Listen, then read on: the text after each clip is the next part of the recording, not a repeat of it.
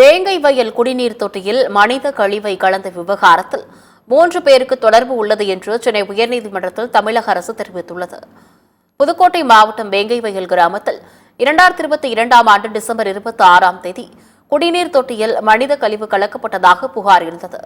இது தொடர்பான வழக்கை 2 ஆண்டுகளுக்கு மேலாக சிபிசிஐடி விசாரித்து வருகிறது. இந்த வழக்கை சிபிஐ அல்லது சிறப்பு புலனாய்வு விசாரிக்க வேண்டும் என சென்னை உயர்நீதிமன்றத்தில் வழக்கறிஞர் ராஜ்கமல், மார்க்ஸ் ரவீந்திரன் உள்ளிட்டோர் பொதுநல வழக்கு தொடர்ந்தனர். அவற்றை விசாரித்த உயர்நீதிமன்றம் 3 மாதங்களுக்குள் விசாரணையை முடிக்குமாறும் சிபிசிஐடிக்கு உத்தரவிட்டிருந்தது. இந்நிலையில் சிபிசிஐடி விசாரணை முடிந்து புதுக்கோட்டை சிறப்பு நீதிமன்றத்தில் குற்றப்பத்திரிகை தாக்கல் செய்யப்பட்டது.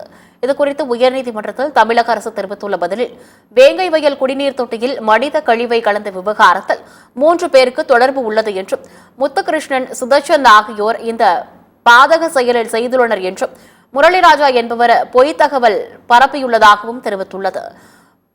முத்துக்காடு பஞ்சாயத்து தலைவரின் கணவரை பழிவாங்கும் நோக்கில் இந்த சம்பவம் நிகழ்த்தப்பட்டுள்ளதாகவும் தமிழ்நாடு அரசு தெரிவித்துள்ளது. இதனையடுத்து அறிக்கையை மனுவாக தாக்கல் செய்யும்படி தமிழக அரசுக்கு தலைமை நீதிபதி அமர்வு உத்தரவிட்டது.